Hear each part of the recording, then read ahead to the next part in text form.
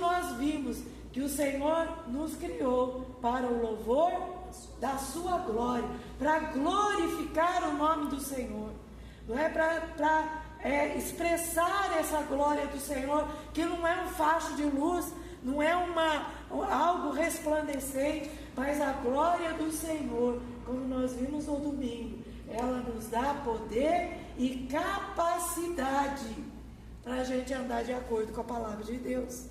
Amém? Então nós podemos louvar ao Senhor em qualquer lugar.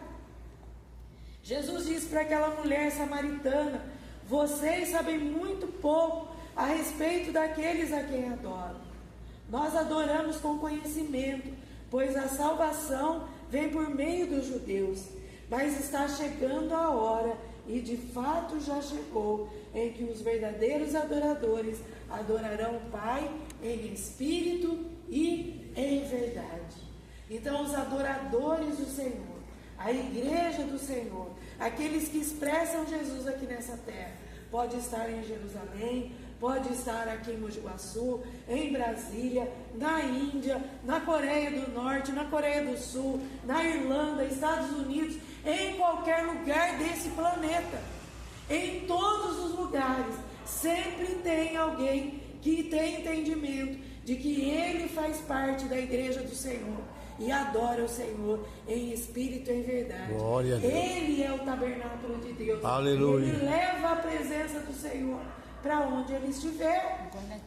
Ora, tem uma confusão lá na minha casa, eu posso levar a presença do Senhor ali naquele lugar. Como? Não colocando mais lenha na fogueira, sendo pacificador, orando ao Senhor, sendo intercessor daqueles que residem no mesmo lugar que eu. E da mesma forma, os que trabalham juntamente comigo, os que trabalham conosco, as pessoas que têm um relacionamento no mercado, onde quer que a gente vá, nós podemos manifestar a glória do Senhor através da nossa vida, entendendo que nós somos adoradores do Senhor. E em que lugar se reúnem esses verdadeiros adoradores para agora juntar as brasas e fazer com que um grande fogareiro se forme por causa do ajuntamento das brasas? Onde é que se manifestam os verdadeiros adoradores? Na igreja. E agora nós estamos falando da igreja local físico, onde as pessoas têm que viver em comunhão, se preocupando umas com as outras, não é? Vendo a necessidade de cada um, estando intercedendo uns pelos outros, porque os adoradores se manifestam na igreja aqui, e quando eles se ajuntam em outros lugares, fora da comunidade onde eles estão, é formada a igreja do Senhor. Amém? Amém. Também o templo construído por Salomão, que foi projetado por Davi, é uma tipificação da igreja do Senhor. E muitas outras figuras do Antigo Testamento. Então o que nós concluímos aqui? Nós concluímos que a igreja sempre esteve no coração de Deus. Ela foi idealizada, a igreja foi pensada. Deus projetou a igreja, o corpo de Cristo. As figuras que nos foram deixadas é para nos encorajar, é para que nós aprendamos com elas. Quantas lições a gente não pega do Antigo Testamento e traz para aplicação na nossa vida, não é verdade? Então tudo que tem na palavra de Deus, a palavra de Deus diz que toda escritura é divinamente inspirada. E ela serve para quê?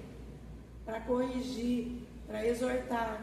Não é? Ela serve para que nós tenhamos crescimento e prossigamos para o alvo da nossa santa vocação, que é o Senhor Jesus Cristo. E ela vai nos conformando como membros participantes da igreja do Senhor Jesus. Amém? Então, como deve ser o nosso posicionamento como cristãos? Deve ser firme. O nosso posicionamento como cristãos deve ser firme. A nossa fé deve ser colocada em prática todos os dias. Nós não devemos desanimar, mas nós devemos nos empenhar e seguir crendo que as portas do inferno jamais prevalecerão contra a igreja que foi edificada sobre a pedra que é Jesus Cristo, como nós vemos em Mateus, no capítulo 16. E Jesus deu toda a autoridade para a igreja.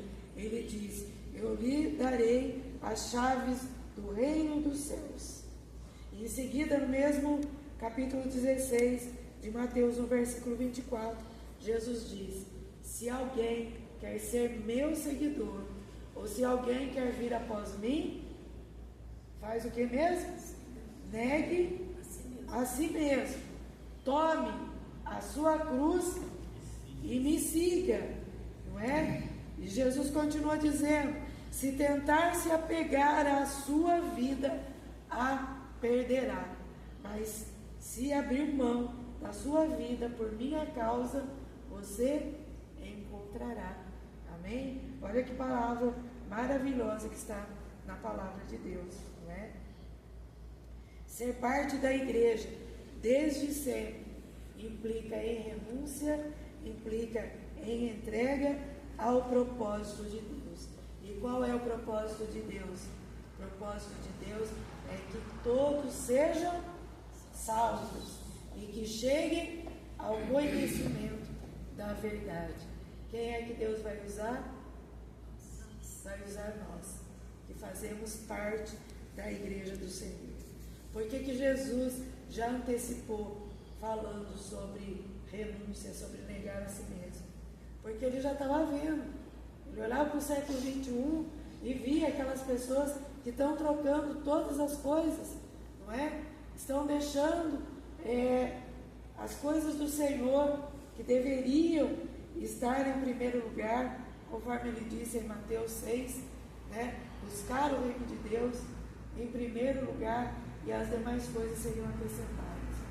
Hoje, no tempo que nós vivemos, as pessoas estão correndo atrás de todas as outras coisas, de todas.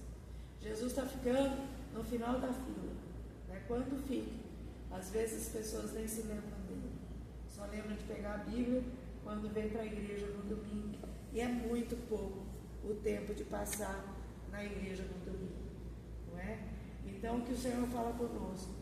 Nós fomos chamados com um propósito, e o propósito eterno de Deus é para que a gente faça parte da sua igreja, que nasceu lá no coração dele, antes da criação do mundo, antes de todas as coisas, para que a gente replique aquilo que Jesus começou fazendo aqui na face da terra, levando o Evangelho, levando a palavra, sendo a igreja do Senhor Jesus. Amém? Glória a Deus. E essa é uma pequena parte daquilo que nós vamos ver.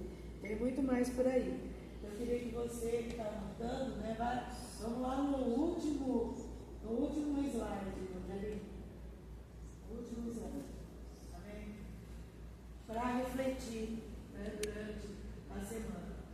Foi bom entender um pouquinho que a idealização da igreja não foi um mero acaso e nem foi nada de improviso. Deus não improvisou a igreja, falou: vou reunir, juntar uma turma aí, vou fazer a igreja. Não, ele planejou.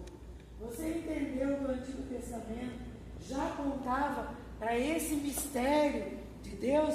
Qual era o mistério que Paulo fala aí em Colossenses?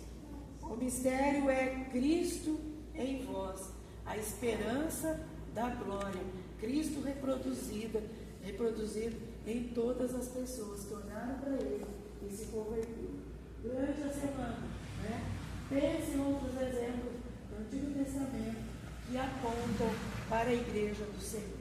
Essa é a orientação do Espírito de Deus.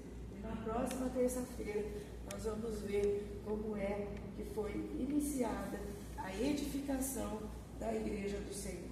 Foi trabalhosa, foi muito trabalhosa, veja bem, né?